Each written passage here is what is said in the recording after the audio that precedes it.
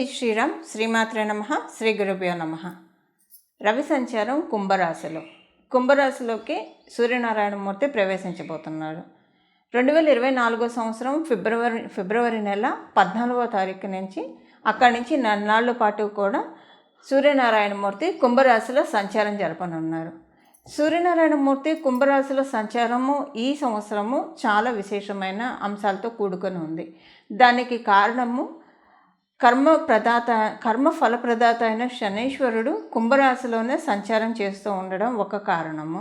రెండవ కారణము వీరిద్దరూ తండ్రి కొడుకులు, ఇదొక రెండవ కారణము.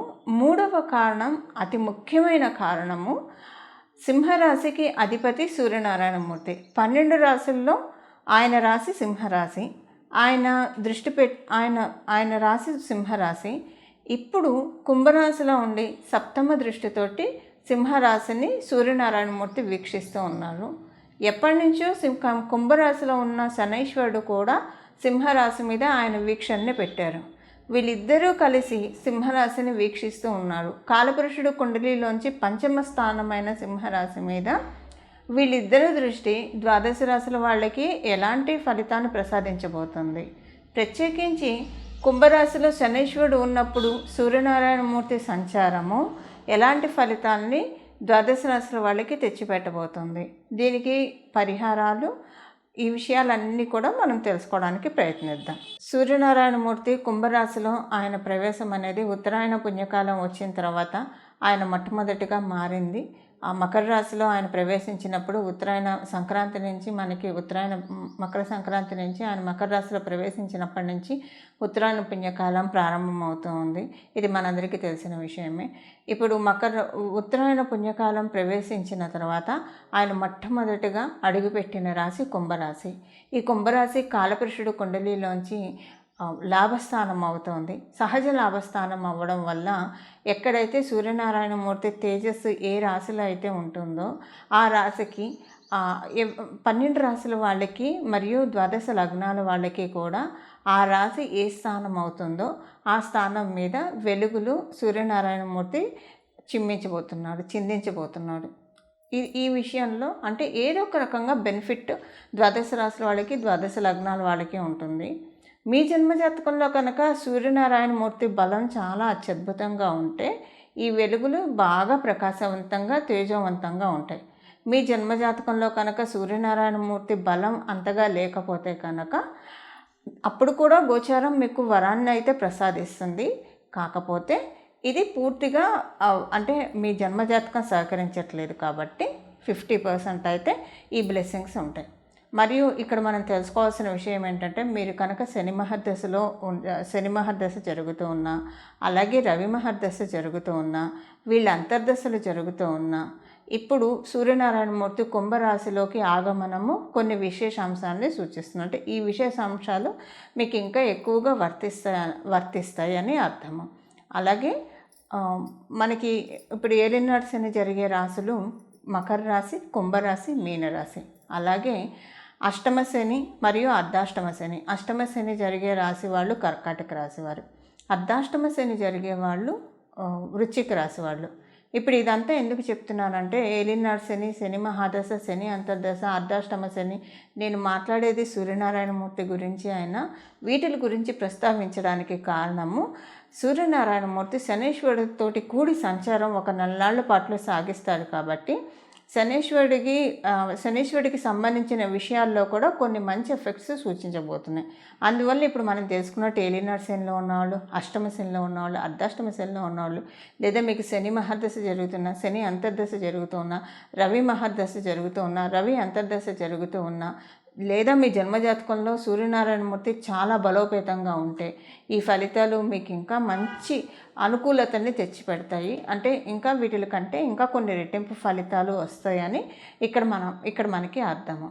ఇక మనం ద్వాదశ రాశుల వాళ్ళకి సూర్యనారాయణమూర్తి కుంభరాశిలో సంచారం చేస్తూ ఎలాంటి ఫలితాన్ని ప్రసాదిస్తున్నాడు అన్న అంశాన్ని మనం తెలుసుకుందాం. కర్కాటక రాశిలో పుట్టిన వాళ్ళకి, మీ కర్కాటక రాశిలో పుట్టిన వాళ్ళు ఆల్రెడీ అష్టమ శనిలో ఉన్నారు. ఇప్పుడు సూర్యనారాయణమూర్తి కూడా అష్టమ స్థానంలోకి వెళ్తూ ఉన్నారు. అంటే ఇప్పుడు దివ్య తేజస్సులు విరజిమ్మే సూర్యనారాయణమూర్తి మీకు అష్టమ స్థానం మీద శుభదృష్టి పెట్టాడు. అష్టమ స్థానం మీద వెలుగులు విరజిమ్ముతూ ఉన్నాడు. ఆయన దివ్య తేజస్సుని అష్టమ స్థానం మీద విరజిమ్ముతూ ఉన్నాడు. దీనివల్ల ఏంటంటే ఇంట్లో మీకు ఏవేవైతే పెండింగ్ పనులు ఉన్నాయో అవన్నీ చక్కబడతాయి. ఇప్పుడు కొంతమంది ఇల్లు కట్టడం మొదలు పెడతారు, అవి మధ్యలో ఆగిపోతుంది. అలాంటి వాటిల్లో ఏమన్నా మీరు ఉంటే కనుక పనులన్నీ కూడా చకచకా వెళ్ళిపోతాయి. ఒకవేళ అలా కాదు, ఇంట్లో ఏదైనా కొనాలనుకుంటారు, ఒక వాల్యుబుల్ ఐటమ్ కావచ్చు, లేదా మనీ సేవింగ్ చేద్దామని ఇలాంటివి ఏమన్నా అనుకుంటూ ఎప్పటికప్పుడు వచ్చిన డబ్బులు వచ్చినట్టే ఖర్చు అయిపోయి సేవింగ్స్కి అస్సలు అనుకూలంగా ఉండట్లేదని బాధపడుతూ ఉంటే కనుక సూర్యనారాయణమూర్తి కుంభరాశిలో ఉంటూ మీకు మనీ దాచుకోవడానికి, సేవింగ్స్కి చక్కటి అవకాశాన్ని ఇస్తున్నాడు. ఇప్పుడు చేసే సేవింగ్స్ మీకు స్థిరమవుతాయి. ప్రయత్నపూర్వకంగా వీలుంటే ఎంతో అంత కొంచెమన్నా సేవింగ్స్ చేసుకోవడానికి ప్రయత్నించండి. ఎందుకంటే కాలబలం దైవబలం చాలా బాగా ఉంది కాబట్టి మీరంటూ అసలంటూ సేవింగ్స్ చేసుకోవడానికి కనుక ప్రయత్నం చేస్తే ఇది మీకు స్థిరం అవుతుంది. ఈ సేవింగ్స్ మీరు తీయరు సరికదా, ప్రతి నెల కూడా మీరు సేవింగ్స్ మోడ్ స్విచ్ ఆన్ చేయడానికి చక్కటి అవకాశం ఉంటుంది. అందువల్ల ఒకసారి ఈ విషయంగా కూడా ఆలోచించండి. ఎంతో అంత మనీ సేవ్ చేసుకోవడానికి అది రికరింగ్ డిపాజిట్ వేసుకుంటారా, ఫిక్స్డ్ వేసుకుంటారా, మీ చాయిస్. బట్ ఇలాగ సేవింగ్స్కి అయితే అవకాశం చాలా బాగా ఉంది. సేవింగ్స్ చేసుకోవడానికి ప్రయత్నించండి. మరియు ఇప్పుడు మీరు కనుక ఒకవేళ ల్యాండ్ మీద ఇన్వెస్ట్ చేయాలనుకుంటే చాలా మంచి శుభ సమయం, ల్యాండ్ మీద ఇన్వెస్ట్ చేయొచ్చు. అలాగే మీరు కనుక ఎవరైనా రియల్ ఎస్టేట్ రంగంలో ఉంటే చాలా మంచి శుభ సమయంలో ఉంది, బాగా వెళ్తుందనే చెప్పాలి. మనం ఉద్యోగస్తులకి చూసుకుంటే ఉద్యోగస్తులకి ప్రమోషన్ వస్తుంది. మరియు శాలరీ ఇంక్రిమెంట్ వీటన్నిటికీ కూడా చక్కటి అవకాశము సూర్యనారాయణమూర్తి ఇక్కడ ఉంటూ అష్టమ స్థానంలో ఉంటూ ప్రసాదిస్తూ ఉన్నాడు. విదేశాల్లో ఉంటే కనుక మీరు కర్కాటక రాశిలో పుట్టి మీరు విదేశాల్లో ఉంటే మీకు ఇంకా స్వదేశంలో ఉన్న వాళ్ళకంటే ఒక రెండింతలు ఎక్కువ శుభంగా ఉందని చెప్పాలి. ఎందుకంటే కొంచెం సడన్ ట్రాన్స్ఫర్మేషన్స్ మీకు అక్కడ వస్తాయి. ఈ సడన్ ట్రాన్స్ఫర్మేషన్ ఫైనాన్షియల్గా మీ పర్సన్ని, మీ వ్యాలెట్ని పెంచే విధంగా ఉంటుంది. అలాగే ఒకవేళ మీరు కనుక విదేశాలు వెళ్ళాలని ప్రయత్నిస్తూ ఉన్నా this is the right time మీరు ప్రయత్నించడానికి కూడా. మీ జన్మజాతకం సహకరిస్తే ఇది ఇంకా అనుకూలంగా ఉంది. ఒకవేళ మీ జన్మజాతకం సహకరించకపోతే ప్రయత్నం అయితే చేస్తారు, స్టెప్ అయితే పడుతుంది. అది ముందుకు వెళ్తుందా వెళ్ళదా అనేది మీ జన్మజాతకము డిసైడ్ చేయాలి ఆ విషయాన్ని. వ్యాపారస్తులకి చాలా చక్కటి శుభకాలము, వ్యాపారం చాలా బాగా వెళ్తుంది. వ్యాపారంలో మంచి లాభాలని ఆర్జించడానికి అవకాశం చాలా బాగా ఉంది. వ్యాపారస్తులకి మీరు మాట్లాడే ఒక మాట చాలామందిని ఆకట్టుకుంటుంది. దానివల్ల మీరు చాలా లైమ్ లైట్లోకి వెళ్తారు. ఒకళ్ళతో మీరు మాట్లాడిన మాట అది చాలా మందికి వాళ్ళు చెప్పడము, దాని ద్వారా మీకు మంచి బిజినెస్ రూట్ అవ్వడానికి, లేదా మీరు బాగా లైమ్ లైట్లోకి వెళ్ళడానికి, ఒకవేళ బిజినెస్ కాకపోయినా లైమ్ లైట్లోకి వెళ్ళడానికి అవకాశం ఉంది. బట్ ఎక్కువగా మేజర్గా బిజినెస్ ఫోకస్కి ఇక్కడ అవకాశం చాలా బాగా ఉన్నాయి. ఇవ్వండి మీ రాశి వాళ్ళకి సూర్యనారాయణమూర్తి కుంభరాశిలో ఉంటే ప్రసాదించే శుభ ఫలితాలు. చూశారు కదండి, మీ రాశి వాళ్ళకి సూర్యనారాయణమూర్తి ఈ కుంభరాశిలో సంచారం చేస్తూ ఎలాంటి శుభ ఫలితాలను ఇవ్వబోతూ ఉన్నారు, మరియు ఏ విషయాల్లో జాగ్రత్తలు సూచిస్తున్నారు. అయితే ఈ శుభ ఫలితాలని మరింత ద్విగుణీకృతం చేసుకోవడానికి, అలాగే జాగ్రత్తలు సూచించిన చోట భగవంతుడు బలంతో ఆ ఇబ్బందుల్ని అధిగమించుకోవడానికి చేయాల్సిన పరిహారం ఒకసారి మనం దృష్టి పెడదాం. ఈ నెల ఎవరైతే శ్రీరామచంద్రమూర్తి ఆరాధన బాగా చేస్తారో మరియు ప్రతిరోజు సూర్య నమస్కారం చేసుకుంటారో వాళ్ళకి రవి యొక్క ఆశీస్సులు, సూర్యనారాయణమూర్తి యొక్క ఆశీస్సులు, సూర్యభగవాను యొక్క ఆశీస్సులు చాలా బాగా ఉంటాయి. ఈ నెల వచ్చే సప్తమి తిథి అంటే సూర్యనారాయణమూర్తి 14వ తారీఖు నుంచి మొదలు పెడితే ఫిబ్రవరి 14 నుంచి మొదలుపెట్టి మార్చి 14 వరకు కూడా ఆయన కుంభరాశిలోనే సంచారం చేస్తూ ఉన్నారు. ఈ కాలంలో వచ్చిన సప్తమి తిథి మరియు ఆదివారాలు ప్రతిరోజు కూడా శ్రీరామచంద్రమూర్తి ఆరాధన, మీ ఇంటి దగ్గర కనుక శ్రీరామచంద్రమూర్తి ఆలయం ఉంటే, మీకు వీలు అవకాశం ఉంటే కనుక శ్రీరామచంద్రమూర్తి ఆలయ సందర్శనం ఇలాంటివన్నీ చేయడం వల్ల కీర్తి ప్రతిష్టలు పెరుగుతాయి. మీకేమన్నా కనుక కొన్ని గవర్నమెంట్‌కి సంబంధించిన విషయాల్లో వేటిలో అయినా సరే ప్రతికూలంగా ఉంటే అవన్నీ కూడా సక్సెస్‌ఫుల్‌గా లీడ్ అవుతాయి. దానికి కారణం ఏంటంటే శ్రీరామచంద్రమూర్తి ఆరాధన ప్రత్యేకించి చేయమని చెప్పడానికి గల కారణము మనకి ఇక్ష్వాకుల వంశానికి శ్రీరామచంద్రమూర్తి ఇక్ష్వాకుల వంశానికి చెందినవాడు. ఈ ఇక్ష్వాకుల వంశానికి అధిదైవం సూర్యనారాయణమూర్తి. అందువల్ల రామచంద్రమూర్తిని ఆరాధించడం, అందులో కూడా ఆయన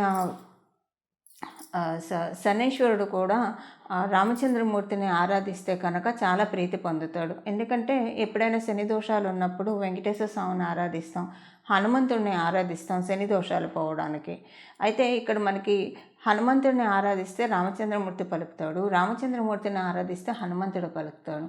అందువల్ల శని దోషాలు ఉన్నవాళ్ళు హనుమంతుడిని ఆరాధించడంతో పాటు రామచంద్రమూర్తిని కూడా ఆరాధిస్తే రామచంద్రమూర్తిని ఆరాధించడం వల్ల హనుమంతుడు తొందరగా పలుకుతాడు, మనకున్న ఈతి బాధల నుంచి సులభంగా బయటపడేస్తాడు. ఏదన్నా మనం దుష్టశక్తులు దుష్టపీడలు ఏమన్నా అంటే నవగ్రహ పీడలు ఇలాంటివి ఉన్నా కూడా ఆయన తోకతో జాడించి కొడతాడు. అందువల్ల ఎట్టి పరిస్థితుల్లోనూ మిస్ అవ్వకుండా ఈ నెలంతా కూడా శ్రీరామచంద్రమూర్తికి సంబంధించిన ప్రార్థనలు చేసి శ్రీరామచంద్రమూర్తికి పూజ చేయడము, శ్రీరామచంద్రమూర్తి వారి ఆలయాన్ని దర్శించడము. లేదు ఇది ఏది మాకు అవ్వదండి, శ్రీరామ శ్రీరామ శ్రీరామ శ్రీరామ అని మనసులో 24 గంటలు జపం చేసుకోవడానికి ఎలాంటి దోషమో లేదు. మీరు ఆడవాళ్ళైతే పీరియడ్స్లో ఉన్న మనసులో శ్రీరామ శ్రీరామ శ్రీరామ అనుకోవచ్చు. ఆడ మగ అని భేదం లేకుండా మీకు అశౌచం ఉంది అంటే ఎవరైనా మీ ఇంట్లో వాళ్ళు స్వర్గస్థులు అయ్యారు, సో మేము చేయొచ్చా చేయకూడదు అన్న అనుమానం అక్కర్లేదండి. నామజపం ఎప్పుడైనా చేయొచ్చు. మనసులో శ్రీరామ శ్రీరామ శ్రీరామ అనుకుంటే కనుక చాలా చక్కటి ఫలితాలు వస్తాయి. మళ్ళీ మనకి ఇలాంటి ట్రాన్సిట్ ఇప్పుడు శనీశ్వరుడు కుంభరాశిలో ఉన్నాడు కాబట్టి మనకి ఇంకా సత్వరంగా అంటే ఈ కమింగ్ 1 ఇయర్లో మనం చేసిన ఈ 1 మంత్ చేసిన దాని ఫలితాలు కమింగ్ 1 ఇయర్లో ఎప్పుడైనా వస్తాయి. చాలా మంచి ఫలితాలు వస్తాయి. అది మీ జన్మజాతకం అనుకూలిస్తే కనుక ఇంకా మంచి ఉన్నత స్థితిలోకి స్టేటస్ మారే విధంగా ఫలితాలు ఉంటాయి. మళ్ళీ మనకి శనీశ్వరుడు కుంభరాశిలో అంటే సూర్యనారాయణమూర్తి ప్రతి సంవత్సరం కుంభరాశిలో వస్తాడు, కానీ శనీశ్వరుడు కనుక కుంభరాశిలోంచి మీనరాశిలోకి జరిగిపోయాడా మళ్ళీ 30 సంవత్సరాల వరకు మనం ఇలాంటి కాంబినేషన్ అస్సలు చూడలేము. అందువల్ల చాలా జాగ్రత్తగా శ్రీరామచంద్రమూర్తి ఆరాధన ఈ నెలనాళ్ళు చేయండి. భగవంతుడు ఇచ్చే సన్మంగళాన్ని అందుకోండి. మీరు అలా సన్మంగళాన్ని మీ జీవితంలో అందుకోవాలని చెప్పి రామచంద్రమూర్తిని మనస్ఫూర్తిగా నేను కూడా ప్రార్థిస్తూ మంగళం. నమో భగవతే వాసుదేవాయ.